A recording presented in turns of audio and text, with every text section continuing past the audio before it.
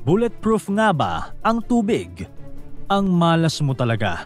Nakita ka ng kalaban yung gang na nag-iisa. Agad ka nilang pinaputukan, kaya nagtago ka sa isang malaking kahoy. May dala kang baril kaso wala kang bala. Malas talaga. Tumakbo ka na lang habang binabaril ka pa rin ng mga kalaban. Maya-maya pa, dumaan ka sa isang bridge na may malaking ilog sa baba. Agad mong naalala ang mga pelikulang nakita mo kung saan tumatalo ng mga bida sa tubig upang hindi tamaan ng bala ng baril. Kaya sinunod mo ito. Parang tama naman, kung nasa tubig ka, hindi ka nila makikita. Pero ang tanong, masasalba ka ba ng tubig mula sa mga balang binabaril sa'yo? Tumalon ng isa sa mga kalaban sa tubig. Kinabahan ka na at naitanong mo sa iyong sarili, gumagana ba ang baril sa tubig? Ang maikling sagot ay, oo, gumagana ito. Pero iba sa nangyayari kung sa lupa mo ginamit. Karamihan sa mga baril ay nakadesenyo na pumutok ang bala sa hangin. Pagkalabas nito sa barrel, agad na magsisimula ang projectile motion nito. Ilan sa mga factors na nagpapahina sa bilis ng bala ay ang gravity na humihila dito pababa at ang air resistance. Habang bumabiyahe ang bala ng baril, nakakabangga ito ng mga air particles sa hangin. Gayunpaman, sa mga normal na barilan, nagagawa pa rin ito ang kailangan nitong gawin. Pero paano nga ba ito mag-iiba kung sa tubig na ito ibabaril? Kung hindi mo pa alam, ang tubig ay 800 times na mas dense kaysa sa hangin. Ang regular na hangin ay may bigat na 1.25 kilograms per cubic meter. Ang tubig naman ay may bigat na 1,000 kilograms per cubic meter. Dahil dito, mas nakakagawa ng malakas na resistance ang tubig kumpara sa hangin. Mas maraming nababangga na molecules ang bala sa tubig kaysa sa hangin. Sa bawat pagbangga ng bala sa isang water molecule, nalilipat ang kaunting energy nito sa molecule. Kaya naman, habang bumibiyahe ito sa tubig, nakakabangga ng napakaraming molecules. Dahan-dahan ding nauubos ang energy nito hanggang sa wala na itong lakas na tumagos sa katawan mo. Gayunpaman, may ilang factors na nakakaapekto sa bala pag ibinaril mo ito sa tubig. Ayon sa isang pagsusuri sa King Abdullah University of Science and Technology noong 2008, karamihan sa mga standard na bala ay nakakapasok lamang sa tubig kung binaril ito mula sa 12 degrees o higher na angle.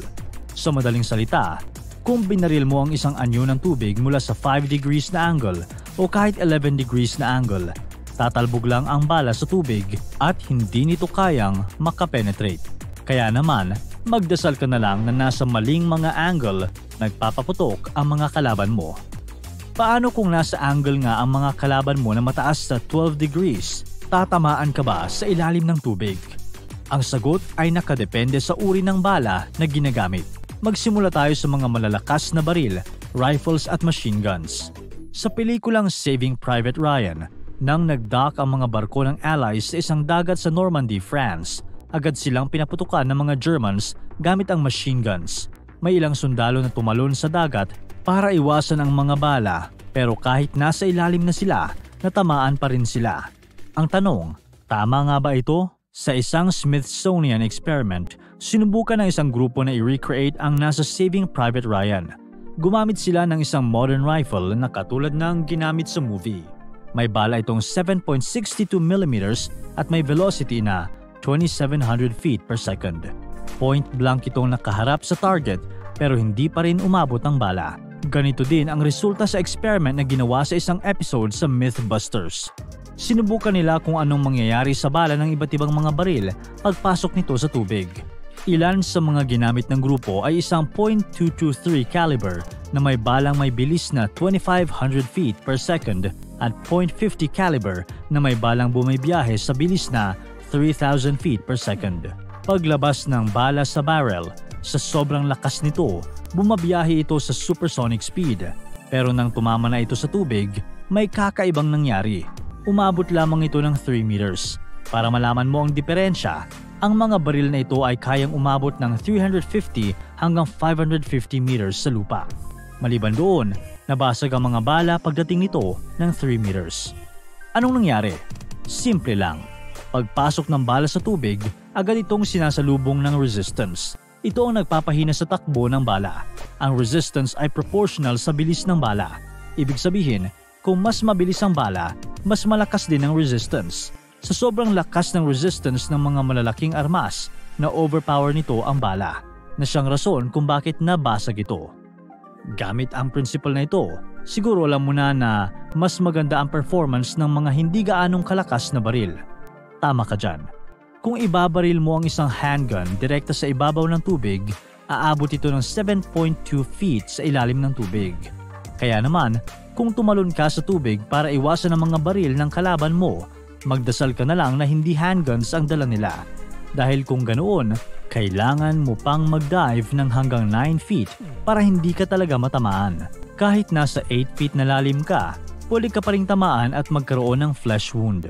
Malas ka kung may dalang shotgun ang kalaban mo dahil kung ipuputok mo ito, lalagpas pa ito sa inabutan ng handgun. Ayon sa ilang eksperto, epektibo ito sa tubig dahil ang shotgun slugs ay malaki, kaya mas marami itong dalang kinetic energy. Pero hindi rin ito ganoon kabilis na masyadong malakas ang resistance. Gayunpaman, mas malas ka talaga kung may dalang super cavitating rounds ang kalaban mo dahil ang mga balang ito ay talagang ginawa upang gumalaw ng mabilis sa tubig. Flat ang mga dulo nito na siyang mas nakakagalaw sa tubig kaysa sa karaniwang bala. Pero ang kakaiba sa super cavitating rounds ay gumagawa ng cavitation bubble ang bala sa likod nito na siyang nag-aalis sa friction sa shell ng bala at sa tubig. Dahil wala ng resistance, mas mabilis itong bumabiyahe. Kung ganun, paano kung tumalon na rin sa tubig ang mga kalaban mo at doon nila iputok ang baril sa ilalim? May tatlong issues ang paggana ng baril sa ilalim ng tubig. Una ay sa bala nito. Marami sa mga modern ammunition sa panahon ngayon ay watertight. Hindi ito naaapektuhan ng konting ulan o moisture. Kung nasa ilalim ng tubig ito, gagana ito kung hindi ka pa matagal sa tubig. Pero kung ilang oras nang nababad ang baril sa tubig, pagkatapos ng ilang oras, posible nang mapasukan ng tubig ang bala. At kung mangyayari yan, mababasa ang powder sa loob at hindi na ito mag-i-ignite. May posibleng problema din sa action. Ang mga baril ay nakadesenyo na gumana sa standard atmospheric conditions. Kung nasa ilalim ito ng tubig, posibleng magkaroon ng problema sa expanded casing na pwedeng hindi ma-eject ng tama. Posible pa nga itong hindi talaga ma-eject dahil sa tubig. Higit sa lahat, ang malaking problema sa baril na pinapaputok sa ilalim ng tubig ay sa ballistics nito. Kapag binabad mo ang baril sa tubig, agad na natutubigan ang barrel nito.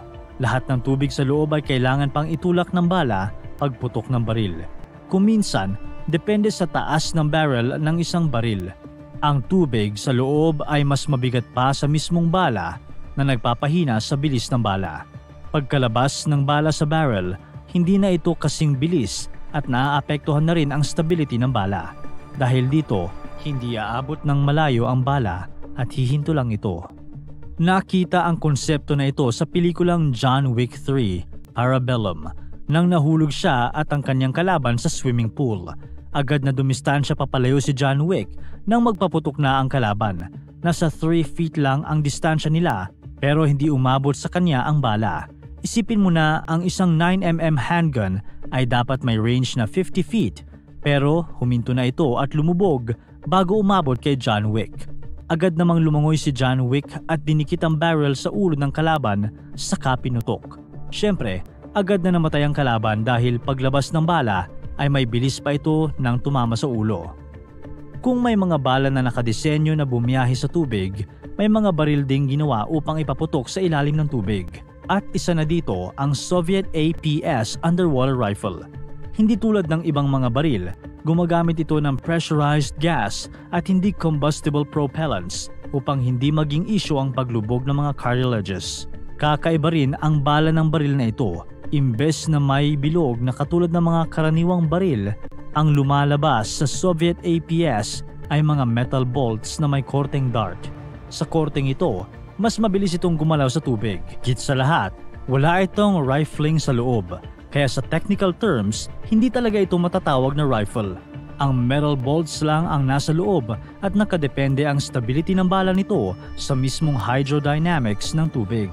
Ito ang rason kung bakit masasabi mong ginawa talaga ang baril na ito para iputok sa ilalim ng tubig. Sa katunayan, may range ito na 30 meters. 10 times na mas malayo sa ordinaryong baril na pinapaputok mo sa tubig. Yun nga lang, dapat ay ipuputok mo ito nang hindi pa masyadong malalim sa tubig ang posisyon ng baril. Kung dadalhin mo ito sa napakalalim na parte ng tubig, posible na itong mag-malfunction. Ang epekto ng tubig sa baril at sa bala nito ay isang komplikadong bagay. Pero sa huli, kung gusto mo ng mas ligtas at mas masayang pamumuhay, iwasan mo na lang ang pagkikipaglaro sa baril, sa lupa man ito o sa tubig.